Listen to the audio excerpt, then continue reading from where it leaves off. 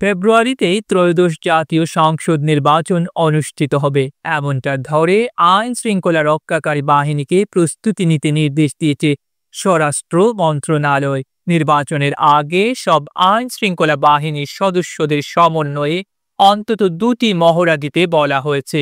একটি মহড়া হবে সেপ্টেম্বরে, অন্যটি নির্বাচনের ঠিক আগে। সোমবার ২৯ জুন সচিবালয়ে স্বরাষ্ট্র মন্ত্রণালয়ের সম্মেলন কক্ষে আইন শৃঙ্খলা সংক্রান্ত কোর কমিটির সভায় এসব সিদ্ধান্ত হয়েছে।